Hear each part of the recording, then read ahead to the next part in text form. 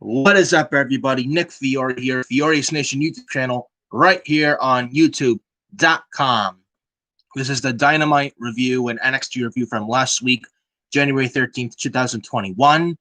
I want to say this real quick, and I'm going to start with NXT real quick. Talk about that first, then talk about AEW last for this review. I might include NXT UK, I might not, but anyways. Now this week I started college. Back at college is my last semester at college. I graduate from college this year in early May. So started back at college classes yesterday. Now I don't know how I'm gonna do the videos with this channel and now that I'm back in college going forward. I might be doing Raw, SmackDown, NXT, NXT UK, and Dynamite for Saturday or Sunday for the weekend. So I'll have to.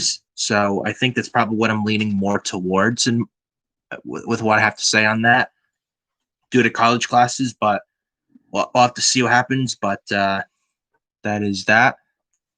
And I was supposed to do, and I was going to do this yesterday, actually, as a matter of fact. But I started back at college yesterday, and it's just a little, and I was very stressed out with first day of college classes yesterday, so that's why it didn't happen. But here I am. But I don't want to make this so really long because Dynamite and NXT is at 8 o'clock tonight, so I'd love to get this in before 8 o'clock tonight. So might as well get started with the NXT review. This video reviews for Dynamite and NXT from last week, January 13th, 2021, from a week ago.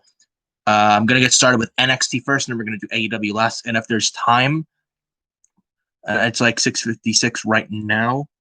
I think it's 6:56 right now. PM right now and stuff. But if there's enough time, we'll include NXT UK. But we're going to get started with NXT right now. We might as well get started talking about NXT last week. We're going to go over for what happened on NXT last week. Good show. Definitely a good show, if you ask me. Now, the first NXT, this is the second NXT of 2021. First two NXTs of 2021. Really good show. Hopefully, NXT continues that momentum tonight. And we had the beginning of the Men's Dusty Classic on NXT last week. We saw the debut of MS. We saw the debut last week on NXT. We saw the debut of MSK last week on NXT. They were impressive last week. We had the Grizzled Young Veterans and the Met. Yeah, they're also in the Men's Dusty Classic for this year. We got some of the women's teams announced for this year's Women's Dusty Classic. And speaking of the Women's Dusty Classic, that starts on NXT tonight. Toni Storm and Mercedes Martinez, a team that's announced for the Women's Dusty Classic this year, as well as team of Shotzi Blackheart and Ember Moon, and Casey Catanzaro and Kayden Carter as well. So the Women's Dusty Classic I'm looking forward to. The men's one should be pretty good as well. The men's and women's Dusty Classic should be pretty good, if you ask me. The brackets look decent in my opinion, and that should be pretty good. I'm looking forward to it. I'm especially looking forward to tonight's NXT with the Women's Dusty Classic. Should be really good. We got the Fight Pit tonight. Well, it was supposed to be on NXT last week, but that got changed for tonight. It was supposed to be last week, but it's instead tonight because of Timothy Thatcher getting injured. But Thatcher and Ciampa had a backstage sit-down thing last week on NXT, managed by Wade Barrett, with him, making sure chaos doesn't really break out. So that was that. We had Shotzi Blackheart and Candice LeRae opening the show. And we're going to get started talking about NXT right now. So the show started off last week on NXT with Shotzi Blackheart versus Candice LeRae, one-on-one with Indy Hartwell and Candice LeRae's corner. This is a good match here. Shotzi Blackheart, I expect her to have a good year in 2021. Candice LeRae, a good heel. Indy Hartwell, I'm not really sold on. She's not all that great in the ring, in my opinion. She really isn't, is Indy Hartwell. She's got a lot of work to do. But Shotzi Blackheart, I expect good things for her this year in 2021. we had in this match here, Shotzi and Candice. Good match here. We had Blackheart putting LeRae in a modified hammerlock with a bridge, which looked nice. LeRae turns it into a pin. Blackheart kicks out. We got Blackheart diving off the apron and landing a knee strike, which would look cool. Then the end of this match, a distraction by Indy Hartwell. Shotzi gets distracted. LeRae catches Blackheart with a baseball slide. Springboard splash by LeRae. Then we go to the break. After the break, Blackheart and LeRae are then fighting on the apron. Then Blackheart hits a DDT on LeRae on the apron. LeRae then locks Blackheart in the Gargano escape. Blackheart then turns it into a face buster. Then Indy Hartwell distracts, shuts Blackheart again. LeRae lands a swinging neckbreaker off the second rope for the 1-2-3. Candice LeRae wins this match. Now, my thoughts on this: Johnny Gargano, Candice LeRae, Austin Theory, and Indy Hartwell of The Way. They just started their group called The Way right now, and Johnny Gargano's heel. I'm really liking it as of late. Same thing with Candice LeRae as a heel, just like Johnny Gargano is a heel. So, and they're good heels right now. And I think Candice winning is the right move. Shotzi losing here is not going to hurt her. She's going to have a good. Shotzi's going to have a good 2021 anyway. So, Candice winning, I thought needed this win more. So, Candice winning was the right move. But good match here to start NXT last week, and just because I think Shotzi lost here, but I think despite that, it should not hurt. It should not hurt Shotzi in the long run. I still think I think she still has a good year this year in 2021. I expect her to be NXT Women's Champ either this year or 2022. But that's just me. But we'll see what happens. But a good match last week to kick off NXT between Candice LeRae and Shotzi Blackheart. Then we get an in-ring segment with Finn Balor. Balor said he's still NXT champion after beating Kyle O'Reilly last week. He said O'Reilly is great, but he's not on Balor's level. He says O'Reilly stepped up and got put down. This time O'Reilly is sucking his meals through a straw. Look, Balor then says they stopped making the cloth that he is cut from. Pete Dunne, Oney Lorcan, and Danny Burch then interrupt. Dunne then says Balor knows damn well what's next. Lorcan and Burch then attack Balor, and then Balor holds his own and then Balor starts holding his own until Dunne snaps his arm on the top rope. O'Reilly then hits the ring and tries to make the save, but he's quickly beaten in the corner. Adam Cole and Roderick Strong then hit the ring and chase off Dunne and company. Balor then has a standoff with the Undisputed Era before rolling out of the ring, and that was that. So that looks like we are getting. Hold on. Yep. So it looks like we're getting. So the next NXT Takeover in February next month on Valentine's Day. So the next NXT Takeover next month in February on Valentine's Day for NXT title, it looks like we're getting Pete Dunne and Finn Balor, and I have no problem with that at all. I have no problem with that whatsoever. Pete Dunne and Finn Balor, that is WrestleMania worthy, if you ask me. And Balor and Dunne, they are going to kill it at Takeover next month in February. Should be a very good match, in my opinion. I don't think Dunne is winning the title. I think that could go. I think Karrion Kross could beat Balor for the NXT title, but we'll see what happens. But Balor and Dunne, take my money, man. Balor versus Dunne, take my fucking money. That is WrestleMania worthy. Balor versus Dunne is WrestleMania worthy, written all over it, if you ask me. So should be very good. So I expect Finn Balor and Pete Dunne, I expect those two to kill it next month at February at the next NXT Takeover for the NXT Championship next month at the next NXT Takeover next month in February on Valentine's Day. And then we get the start of the men's 2021 Dusty Rhodes Classic, the first round match of the 2021 men's Dusty Classic. One of the first matches with the first round of the 2021 men's Dusty Classic. Ever Rise versus the Grizzled Young Veterans. decent match here. We had Grizzled Young Veterans getting the getting some good offense, getting some decent offense in this match. The Grizzled Young Veterans, Everrise, Matt Chase Parker, and Matt Marcel. They're not bad. Now, I mean, I don't hate them. They've gotten a bit better. I'm not really a big fan of them, if you ask me.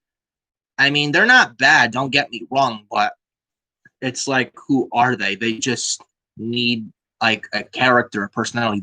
They're decent in the ring, but they need they need something that's like, who is Everrise? You know, it's like you need to know how to wrestle, and you need to be able to cut a good promo, and you need to have the charisma and a character, a personality.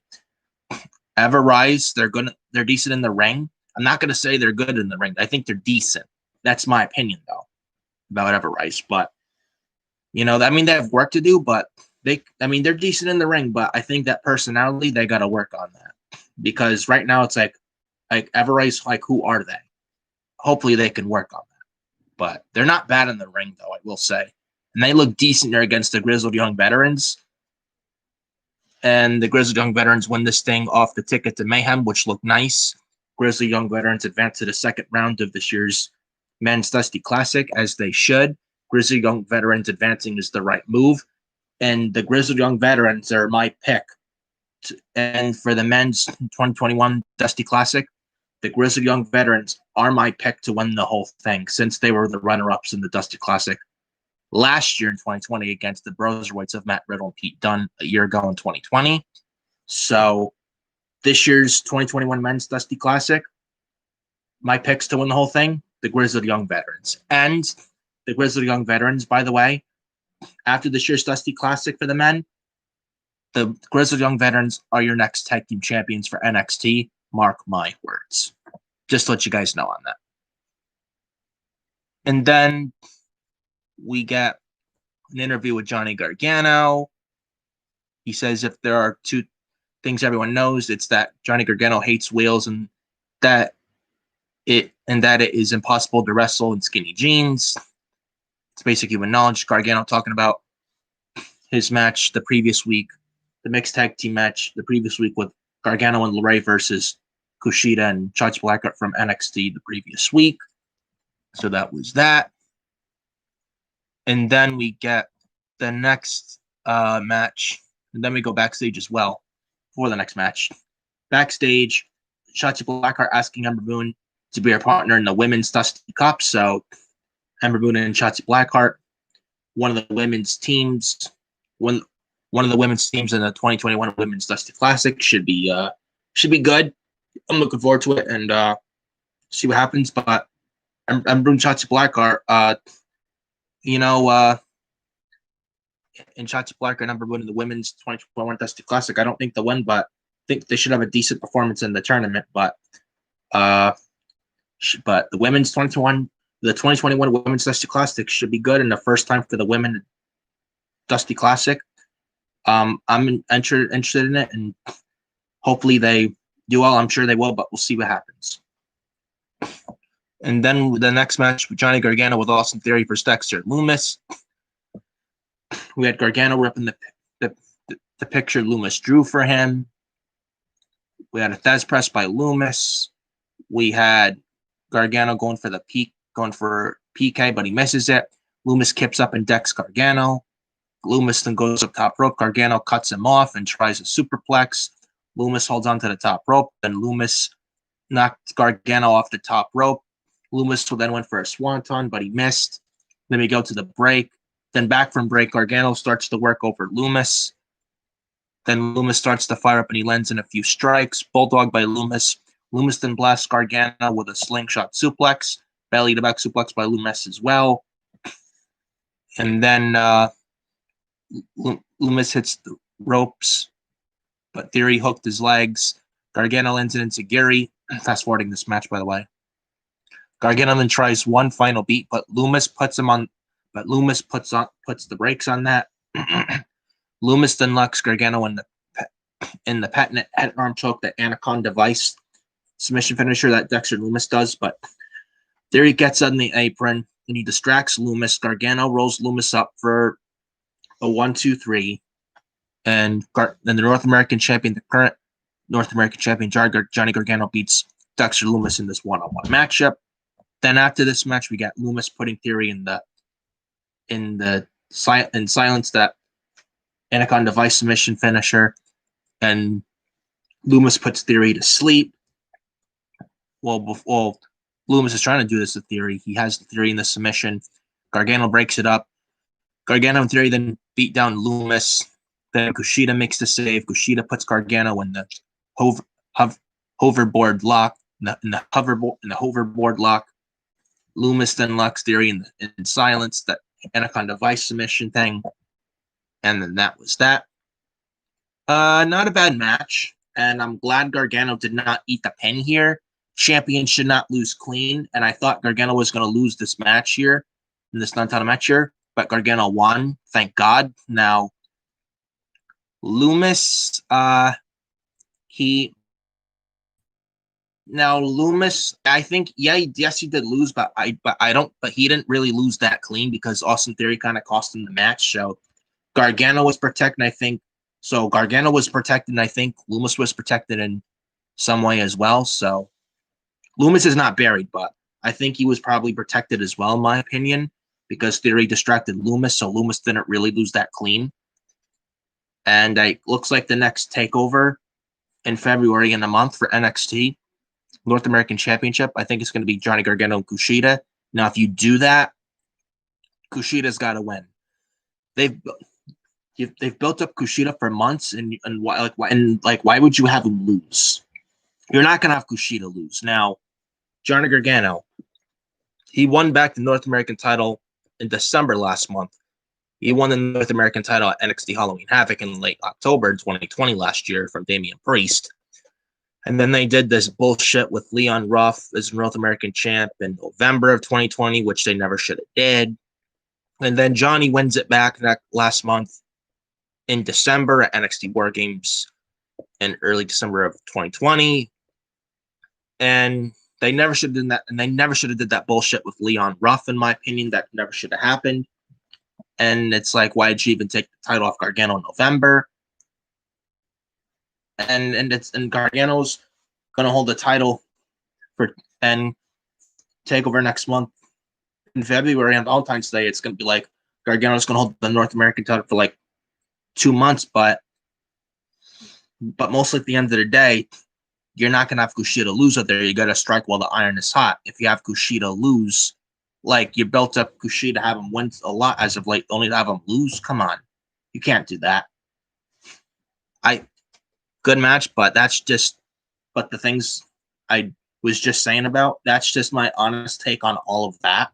Let me know what you guys think on that. But Kushida Gargano for the North American title next month in February, Valentine's Day, the next NXT TakeOver in a month of February for the North American title between Johnny Gargano and Kushida. I think that's what they do. Should be a good match. And but again, like Gargano's only gonna but it's like, again, Gargano, he's only going to be North American champion.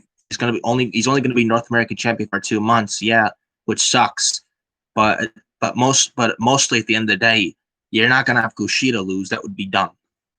It would be dumb to have Kushida win all these matches for months just to have him lose to Johnny at TakeOver next month. Come on, man, that'd be stupid. You can't do that. Can't do that. If it's Kushida and Gargano at TakeOver next month for the North American title, Kushida's got to win. He can't lose. So that's my take on all of that. And then we got an earlier today sit-down interview with Wade Barrett, interviewing Ciampa and Thatcher with their Fight Pit match with the next week on NXT, which is tonight. We had Thatcher declines to say what his injury was. Ciampa says he knows the Fight Pit is Thatcher's type of match. Barrett then asks, why is there hostility between them? Thatcher then says Ciampa came at him. Thatcher doesn't have any issues with Ciampa. Ciampa then says that Thatcher takes liberties with his trainees, so in the Fight Pit, he will take liberties with him. And then that was that. Then we go backstage. Adam Cole says the Undisputed Era is not worried about Pete Dunne and Oney Lorcan and Danny Burch interfering in their match later on in the night. And then we get another men's dust, and then we get another first round match of the men's Dusty Classic. Isaiah Swerve Scott and Jake Atlas versus MSK with the team of Wes Lee and Nash Carter, formerly known as the Rascals from TNA Impact, MSK's NXT debut last week in the 2021 Men's Dusty Classic back on NXT last week. Now, my buddy Adam, and he's usually with me for the Raw and SmackDown and such reviews here on the channel. Now, he's watched. Now, I've never watched MSK ever before, and he watches Impact Wrestling, and Nash Carter and Wes Lee are from. They were the Rascals in TNA Impact. They recently left TNA, and now they're in WWE and NXT. Now they're in WWE and NXT right now, which I'm happy for them.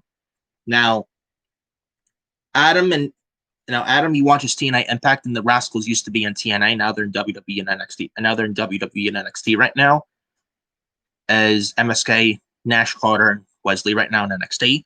But Adam, he's watched MSK before when they were the Rascals in TNA, and Adam's told me that they're really good. And first time I've watched MSK here, they are very good. They are the real freaking deal. Those two, very fun. Wes Lee and Nash Carter, very fun to watch in the ring, and they can wrestle their asses off, man. The entrance was pretty cool, if you ask me. You had, and Wes Lee and Nash Carter, very athletic, man. There's a few spots in this match where Wes Lee and Nash Carter did some double team. I think Wes Lee was flipping Nash Carter's leg with a moonsault double team move, and Nash Carter was like doing a very nice and impressive standing suplex in the ring by Nash Carter. Looked very impressive. Wes Lee and Nash Carter showing some really good athleticism in this match. And MSK, their debut last week, they look really good. And Atlas and Isaiah Scott, they did not look bad either, in my opinion.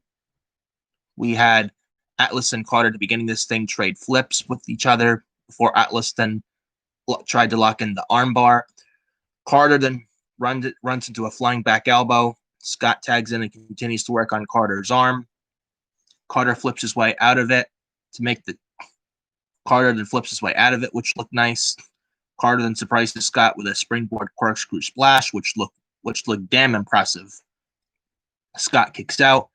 Lee then tags in and locks Scott in a wrist lock. Scott tosses Lee into the corner. Atlas tags back in and eats an elbow from Lee. And then Lee hits the ropes, but Scott pulls Lee out of the ring. Then a brawl starts to begin outside the ring. Then Lee flattens everyone with a dive to the outside, which was probably one of my favorite spots in this match here.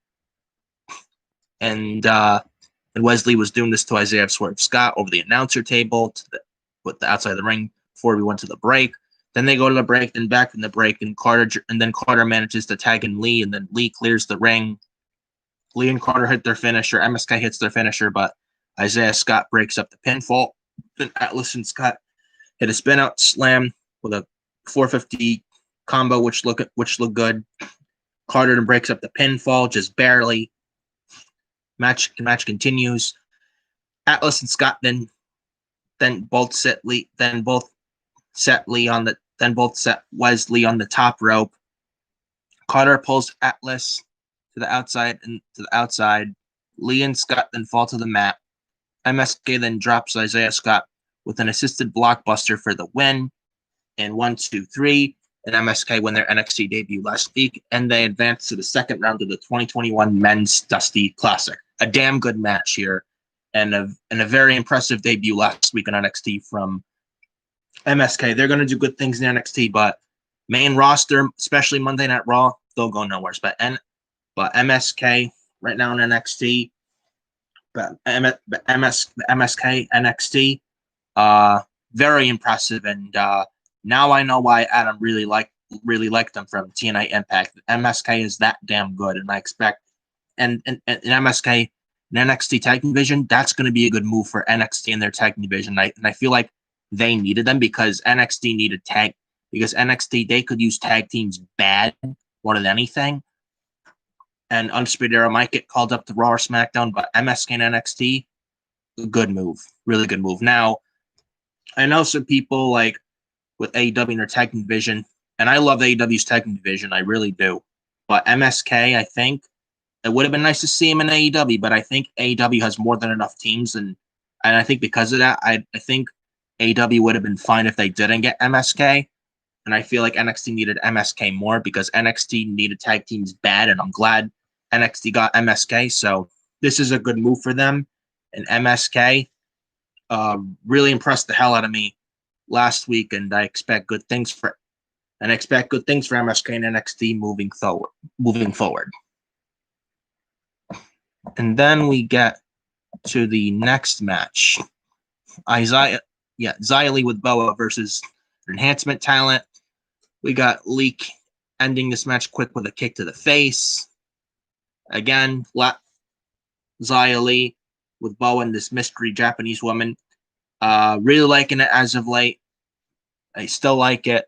I don't know who this mystery Japanese woman is. I'm intrigued to find out who it is. Maybe it's Miko Satomura, but either way, I'm intrigued by this. And Xia Li, this new gimmick right now, it's like a new lease on life for her, and I'm glad she's being showcased right now. This is the best she's looked like in ages, months, and I'm excited to see what Xia Li does in NXT going forward. And same thing with Bo and this mystery Japanese woman. That's that. Then after this match, the mystery Japanese woman was on the stage, waves her hand at Xia Li to go back and continue the attack on the local jobber some more. Lee then drags her opponent after this match to the apron and ties her up in the ropes.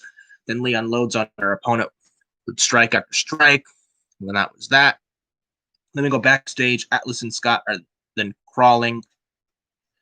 Then Bronson Reed breaks it up. Reed then tells Scott to stop, or brawling, I should say. Reed tells Scott this. Bronson Reed then tells Isaiah Scott to stop. Scott then says Reed is taking Atlas's side. Scott then walks away. And then we get the main event with another first round match of the 2021 Men's Dusty Classic. The undisputed era of Adam Cole and Roderick Strong versus Breezango of Tyler Breeze and Fandango in the main event of NXT last week. A decent match here. We got Cole and Breeze trading shots. There was Breeze and Cole then end in a double super kick stalemate where they were both trying to go with super kicks. They were both trying to super kick each other, but then they stopped midway when they were both thinking the same thing with the super kick move. And then so then there was that spot. Then we had Strong and Fandango. Then Strong gets tagged in, and then Fandango gets tagged in. Strong then locks Fandango in an armbar. Fandango and Strong then trade submission holds with each other. Fandango catches Strong with a leg lariat for a near fall. Strong kicks out. And then we get Cole dumped out of the ring. Breeze tries a dive, but Cole kicks him out of the air.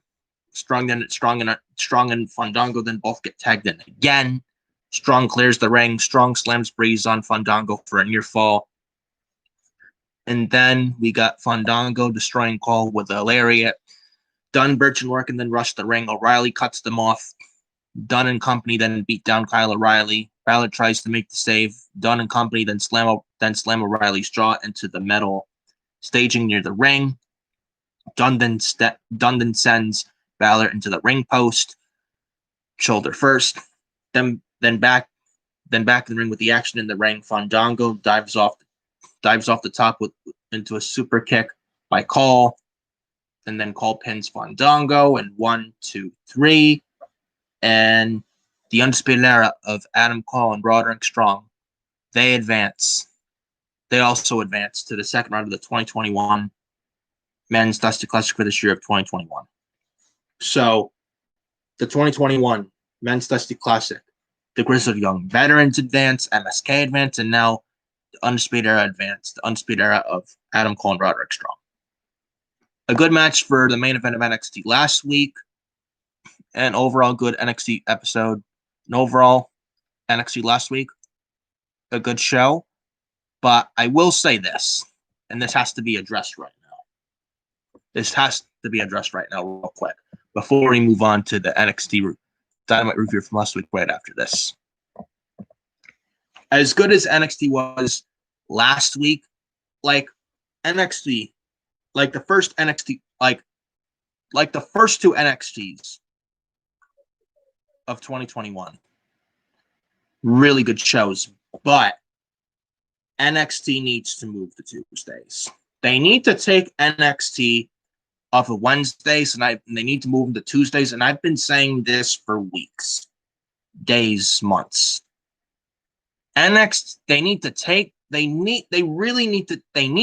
NXT off of Wednesdays, and they need to move them to Tuesdays. I know it's like, oh, why not? Now, I mean, Tuesday, Thursday. I prefer Tuesdays, but that's just me. Let me know what you guys think on that. But NXT needs to move off Wednesdays. NXT on Wednesdays, the same night as Dynamite, nobody will watch NXT. But if you move NXT, and I'm gonna say this right now, if NXT moved to Tuesdays, I bet you people would watch NXT. If NXT was on Tuesdays, I guarantee you that people would watch AEW and NXT both. Because NXT on Wednesdays, the same night as Dynamite, nobody's going to watch NXT on it. Nobody's going to watch NXT on Wednesdays, the same night as Dynamite. Wednesdays is a dead night for NXT. AEW pretty much took over Wednesdays, if you ask me. That's my personal and honest opinion on that. AEW Dynamite pretty much took over Wednesdays, honestly, if you ask me. AEW honestly took over Wednesday nights, if you ask me at all. So it's like, yeah. And that Wednesdays is a dead night for NXT. They gotta move to Tuesday. They gotta move to Tuesday nights. If NXT was on Tuesdays, I bet you people would watch. If NXT was on Tuesday nights, I bet you people would watch NXT and AEW both. If NXT moved from Wednesday to Tuesday, if NXT moved to Tuesday nights, people would watch. I guarantee that. If NXT moved to Tuesday nights, I guarantee you people would watch both AEW and NXT. I guarantee that. That's my honest and personal. That is my opinions on all of that. And even when NXT was on Tuesdays for 2 weeks in September of 2020 last year, NXT, those 2 nights they were on Tuesdays, that at the time in the September of 2020 last year, NXT drew a bigger rating than they were when NXT was on NXT on Tuesdays, in September 2020 last year, when NXT was on the 2 Tuesdays for back in September of 2020 last year. NXT, those 2 Tuesdays, drew a bigger rating than NXT was when NXT was on Wednesdays. So again, I say if NXT moved to Tuesdays and Vince, like, you know, he doesn't want AEW to get more viewership than Raw. Oh, but Raw's not afraid of AEW. Yes, they are. NXT needs to move to Tuesdays. If they move to Tuesdays, I bet you people would fucking watch. I'm telling you right now. Those are my opinions on all of that. And then we get to night 2 of New Year's Smash with AEW Dynamite back from last week. We got the opening match, Eddie Kingston versus Pac. They start Dynamite last week. This was a damn good match. Definitely the right way to start Dynamite from last week. We had a good back and forth with Eddie Kingston and Pac. Big knee strikes from Pac in this match. Eddie catches Pac with a strike before giving him a knee drop to the head from the second rope, which looked really nice. We get then we get a bunch of knife edge chops from Eddie Kingston before an elbow to the back of Pac's neck, and then Pac's chest then starts to get beat red. Then Pac returns the favor to Eddie Kingston with some leg kicks, the athleticism and agility of Pac, aka Neville. Back first from Eddie Kingston, followed by an enziguri, followed by a side suplex, 2 count only. And then we get Pac delivering some boots with his feet to Eddie's face, cornered, and then Eddie Kingston then takes a running European from Pac, and then Pac charges with a lifting lariat, and then a charging Pac, however, then gets a lifting lariat from Kingston, 2 count only. Eddie Kingston then starts to favor his left arm. Kingston then goes for a DDT, but Pac holds on to the top rope. And then he downs Eddie and drags him over for a black arrow, aka the red arrow. Pac nails it and gets the pinfall victory, and the winner of this match is Pac. And then immediately Pac locks in the brutalizer on Eddie, but the Blade and Butcher come in, and it's a showdown. Out comes Lance Archer with Jake Roberts. Archer and Pac then stare one another down, as we can hear Archer say, "You better get on the same page." And then that was that. Very good match here to start Dynamite last week between Pac and Eddie Kingston. This is how you do it. This is how you start Dynamite from last week. And this was a damn good match here between Eddie Kingston and Pac. Eddie Kingston losing, it's not going to hurt him. It's not going to hurt him at all. Pac, big fan of his. He was good as Neville when he was in NXT. Now, Adam and I, we were watching Dynamite last week, and Adam asked me, "Hey Nick, who do you think is better, Neville from NXT in 2014 or Pac and Dynamite currently?" Now, it's hard to say which one is better. I mean, both are good, but whichever one you think is better is a subjective matter, and your opinion's your opinion. And whatever your opinion is, I have no problem with it whatsoever. An opinion's an opinion. So, but I liked Neville when he was in NXT in 2014, and I'm liking what Pac is doing now. But which one is better? It's hard to argue. It's hard to say. It's hard to say which one is better if you ask me. But unfortunately, we had the pandemic last year in 2020, and I think because of that, I think NXT Neville is better, in my honest opinion. If there was no pandemic, then I'd say AEW Pac was better, but we had the pandemic, unfortunately, last year in 2020, and I think because of that, with the COVID-19 pandemic from last year in 2020, and I think because of that last year, I think that kind of halted Pac's momentum in AEW a little bit last year, in my opinion, until he came back late last year. That's just me, though. But if there was no pandemic last year, I'd say that AEW Pac is better. But since there was the pandemic last year, I'd say Neville NXT in 2014 was better, in my opinion. That's just me, though. Let me know what you guys think on that. But a really good match to start Dynamite last week between Pac and Eddie Kingston last week on Dynamite. Really good match. Really good opening match. And then we get the next match, Chuck Taylor with Orange Cassidy versus Miro with Kip Sabian and Penelope Ford. Chuck, in the stipulation, Chuck Taylor loses. He has to be Miro's young boy. It was a decent match here. We got Miro locking in the game over camel clutch submission, the Accolade when Miro was Rusev in WWE. Miro has the game over. We have Miro making Chuck Taylor tap out to the Accolade. Chuck Taylor taps out. Miro wins by submission. and Chuck Taylor has to join Miro.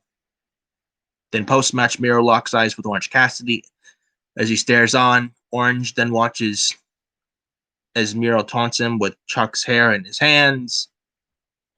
And then that was that.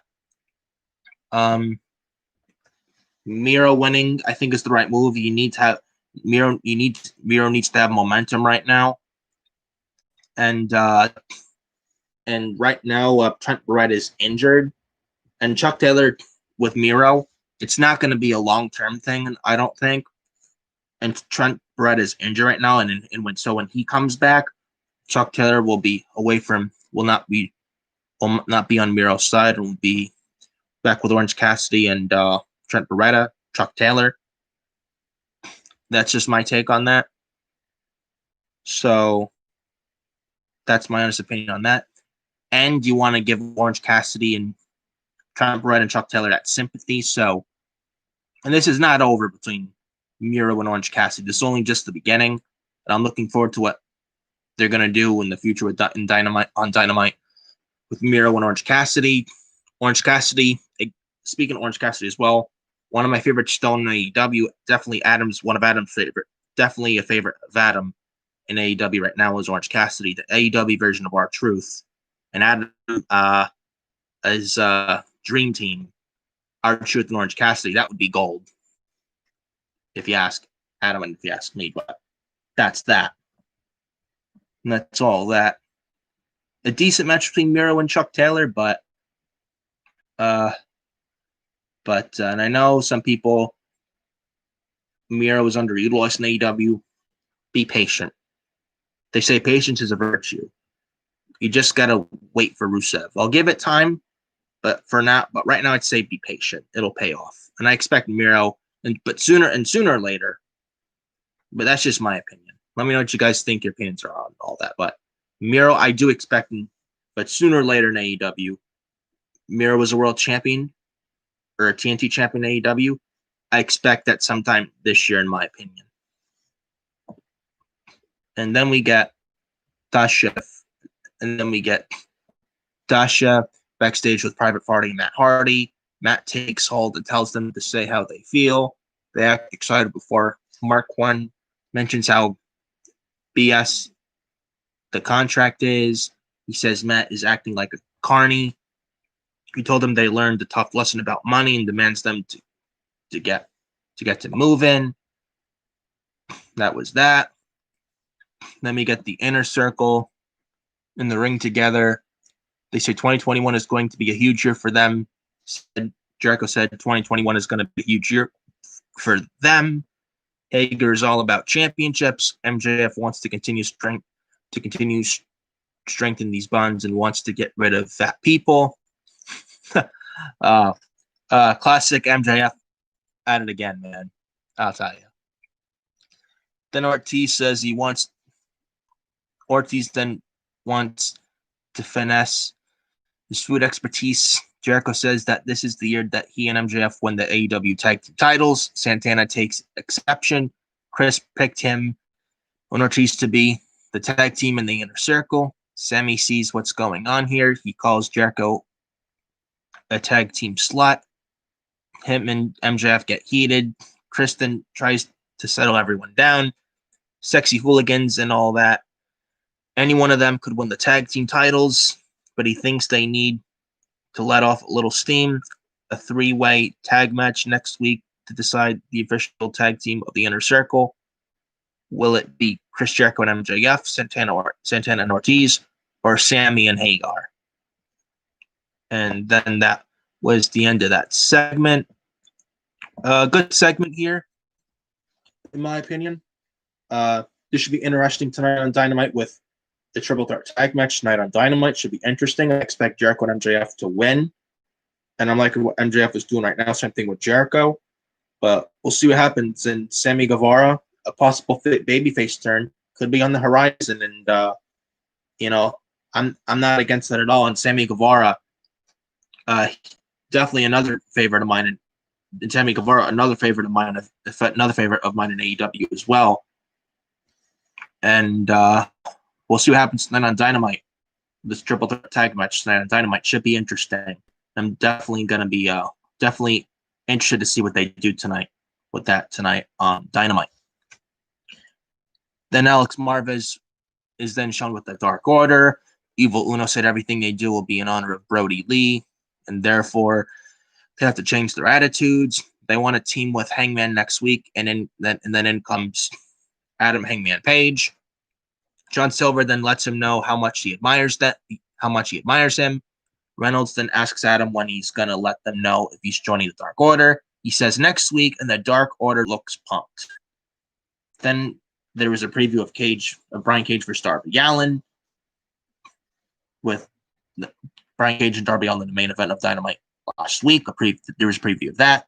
Then after that, we then see the new Elite ready to roll as AEW champion. Kenny Omega makes his way to the ring. Then we get the next match, Kenny Omega and the Young Bucks with Don Callis versus the Varsity Blondes and Danny Limelight. Sorry, Danny Limelight. Don Callis does the honors of introducing the Young Bucks, but instead of that, he introduces the Good Brothers. So Gallows and Anderson are on Dynamite on Dynamite last week. The Young Bucks didn't know about it apparently. Match starts and Kenny goes at it with Danny, who gets some offense of his own. Gallows gets involved. Limelight tags in and Pillman, and he and Garrison double team Kenny Omega. Tag back to Danny, who kicks Kenny in the corner. Then fast forwarding this match, Limelight delivers a Hurricane Rana to Kenny and further avoids his attacks. Then we get Varsity Blondes hitting a flipping neck breaker on Anderson for a very near fall. Omega then knocks Pillman off of the apron. Garrison then gets singled out by the Elite. Three-way neck breaker. Almost gets the W, but his partner's free Garrison. Big time running boot by Carl Anderson. Covers 2 count only. Anderson goes for the gun stun, but Griff gets free and tags in Danny. Danny goes for a DDT, but Anderson turns it into a spine buster. Magic Killer connects for the win, and the winners are the Good Brothers of Luke Gallows and Carl Anderson, and the winners, Kenny Omega, and the Good Brothers of Luke Gallows and Carl Anderson. So then the Elite celebrate, but then out comes Jon Moxley from the stands. He battles Kenny Omega, then takes it to the Good Brothers, but the numbers game is too much. Penta and Phoenix then come out, and an all-out brawl takes place. The locker room then pours out. Mox dives on a bunch of that locker room. Out comes the Bucks to settle him down, but Penta gonna right Phoenix, then super kick the Bucks. Then Kenny runs off with Don Callis, and then that was that. A good 6-man tag match here, and Omega and Good Brothers win as they should. And then the brawl after the 6-man tag and Moxley and all coming out. Looks like we're getting Moxley and Omega for the AEW title one-on-one next month for the next AEW pay-per-view, AEW Revolution next month, February, I believe, and should be good, and I'm looking forward to that. Expect Omega to retain again, but I like what Moxley's doing right now and should be good next month for the AEW title in February between Kenny Omega, the Cleaner, and the unhinged Jon Moxley. And then we get the waiting room segment with Britt Baker. Now, I watched this on Dynamite from last week. Right now, this segment from Dynamite from last week. I did watch it. At first, I was like, I don't really know what to think of it. Then I watched it again, and you know what? At the end of the day, I'm gonna say this: I enjoyed the waiting room segment. This was good stuff. Britt Baker has come a long way. As a heel, she's come a long way. We had this segment with the waiting room segment was this was entertaining. This waiting room segment with Britt Baker, Dr. Britt Baker, the role model. Though I'm sorry, Bayley's my real role model. I love Britt Baker, but I hate to say it, but I think Bayley's my role model. Sorry, Adam. I don't know if you're watching, but sorry, Adam. I love Britt Baker, but sorry, Adam. Bayley's my role model. Sorry, but I do like Britt Baker though. I do like her though, and I'm liking what Britt Baker's doing right now. She's come a long way. Miss Adam called her Miss Britt Baker. She's come a long way. We had Cody Rhodes in this segment. We had Jade in about. We had who else in this thing? We had Brandy Rhodes in this thing. We had Jade Cargill. All in all, a good segment with the waiting room segment from Dynamite last week. On my opinion. And Cody gets slapped. In comes Red Velvet, and they slap one another hard after another all-out brawl in the waiting room. Britt then begins to air footage of herself attacking Thunder Rosa. Then Rosa cuts in on the feed. Britt is soon going to have to go in and wrestle. She talked to Tony Khan, and they're going to do it on a big stage. That will be on February 3rd at AEW Beach Break. So, AEW Beach Break, Britt Baker and Thunder Rosa should be really good, and I'm looking forward to that. And again, a good waiting room segment on AEW Dynamite from last week of Britt Baker and AEW Beach Break, Britt Baker and Thunder Rosa. I expect those two to have a good match at AEW Beach Break. And I'm like what Britt Baker's doing right now. Same thing with Thunder Rosa. Should be a good match at AEW Beach Break between Thunder Rosa and Britt and Dr. Britt Baker. Then we get the next match, Jurassic Express versus FDR, with the team squaring off against one another. We had Dax manhandling Marco in the corner. Marco slaps him, and Dax makes him pay with a bullying double team with Cash. Cash delivers a harsh European-style uppercut. Cash catches Marco, but Marco turns it around and hits a flurry of teamwork offense from Jurassic Express. Then this leads us to break. All offenses from FDR and Marco as JB is left. His Jungle Boy is left standing on the apron. Dax is harsh with pin attempts. Dax gives Marco a gory special. Fast forwarding this match, they get a brainbuster from Jungle Boy. Gets a near fall. Marco then goes for sliced bread on hardwood, but he blocks it and launches him. Dax takes off his elbow pad and elbows him. Marco continues to fight and hits sliced bread, 2 count only. Marco goes to the outside, and as he's about to get into the ring, Tully sends him into the ring post. Jungle Boy comes out to confront him, but Cash sends him torpedoing into the guardrail. They hit the big rig on Marco for the finish and the 1-2-3. And FDR beat Jurassic Express in this tag team match. A good match here. Really good match between Jurassic Express and FDR. FDR wins as they should. Jurassic Express loses nothing. They look good in defeat here. Does Jurassic Express, and that was that. FDR and Jurassic Express, really good match. And I ask this: why can't we get this on Monday Night Raw? Why do we need to see the New Day versus Retribution the most formulaic way possible on Monday Night Raw? Why do we need to see that? Why do we need to see Xavier Woods in a match against Mickey Mouse, as Adam would call Mace? Mace versus Xavier Woods on Raw this past Monday night? Why do we need to see that in the match that means nothing? And it's like the people that run Monday and Raw's the worst show on television.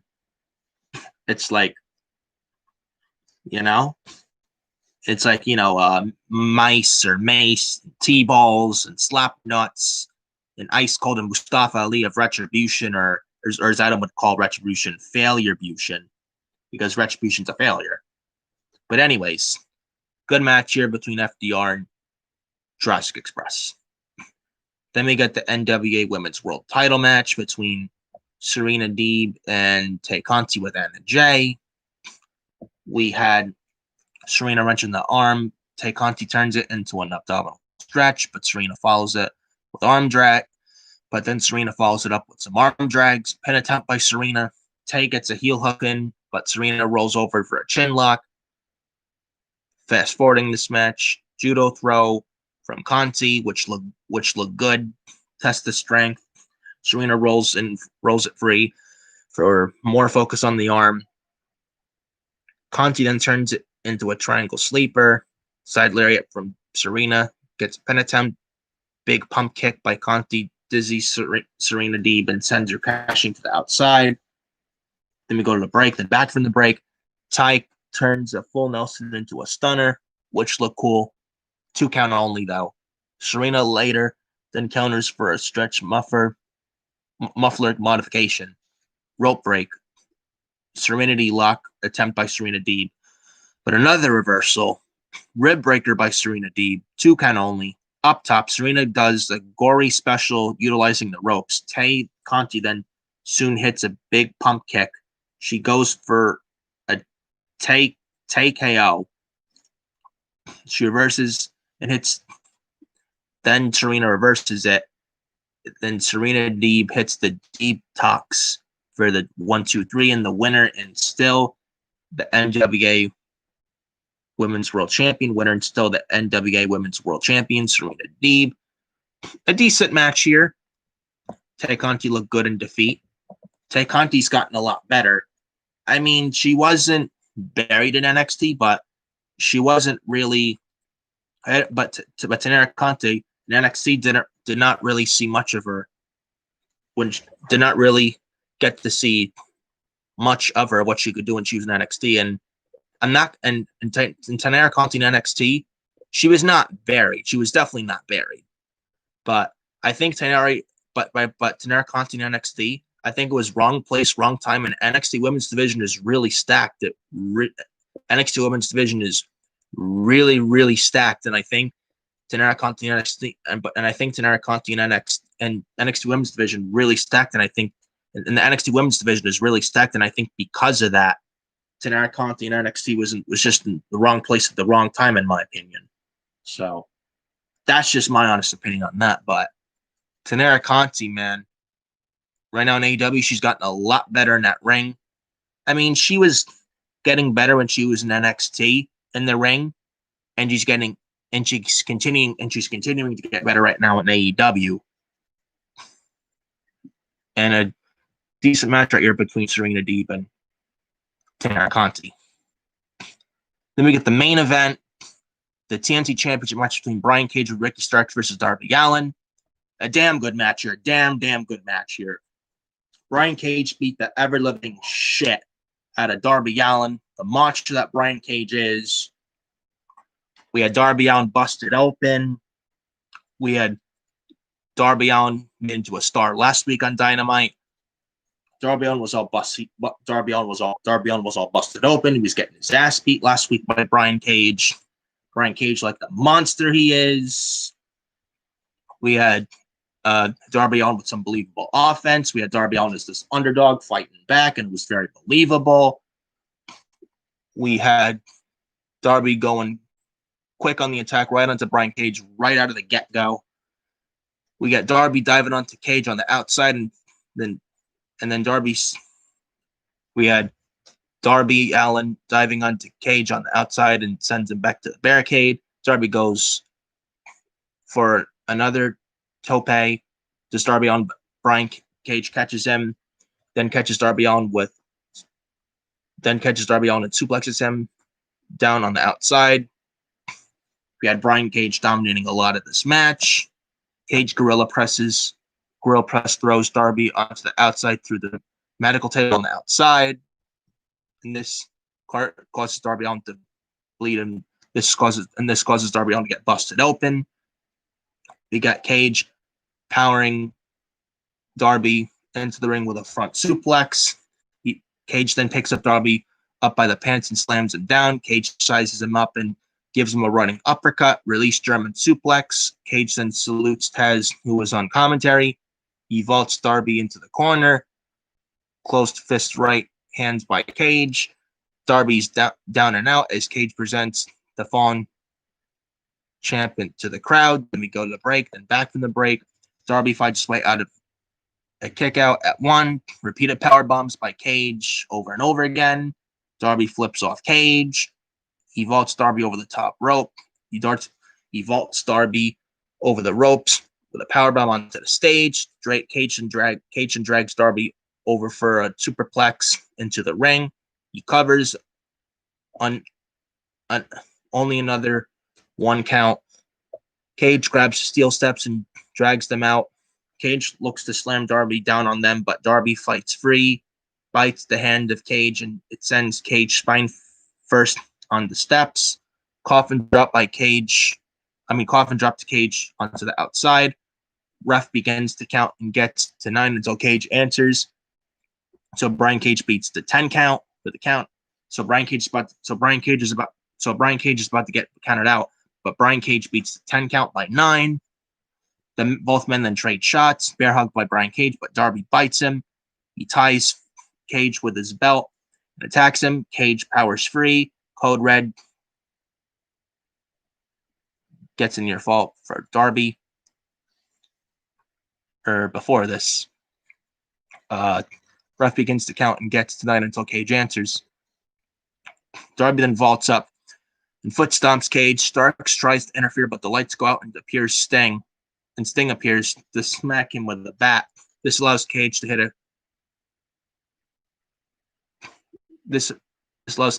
a crucifix pin bomb from the top. Starks then tries to interfere, but the lights go out.